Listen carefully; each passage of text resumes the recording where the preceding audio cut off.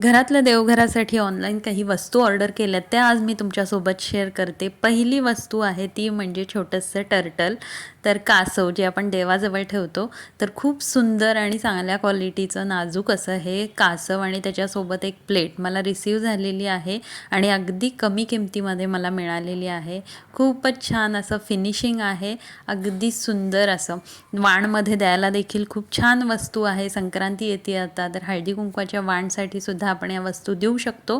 सोबतच हे गाई वासराचं स्टॅच्यू हे देखील खूप छान क्वालिटीमध्ये रिसीव्ह झालं आहे. देवघरामध्ये वसुबारसच्या पूजेसाठी किंवा शोची वस्तू म्हणून देखील आपण हे ठेवू शकतो. अगदी 100च्या आसपासच मला ही मिळालेली आहे. खूप छान आहे. गाईच्या गळ्यात छोटीशी घंटा देखील आहे. त्यासोबतच या ठिकाणी देवाजवळ ठेवण्यासाठीचं तांब्या भांडं मी मागवलेलं आहे. तुम्ही बरेच लोक विचारत होता, हे जे तांब्या भांडं आहे हे फ्लिपकार्टवरून मी घेतलेलं आहे आणि थोडंसं महाग मला वाटतंय, कारण मी जेव्हा तुळशीबागेत हे खरेदी केलं होतं ते मला 200च्या आसपास मिळालेलं, पण ऑनलाईन हे 250ला आहे. पण फिनिशिंग अगदी भारी आहे. सगळ्या लिंक मी वरती ॲफिलेटमध्ये टॅग केल्यात किंवा कम्युनिटी पोस्ट चेक करा.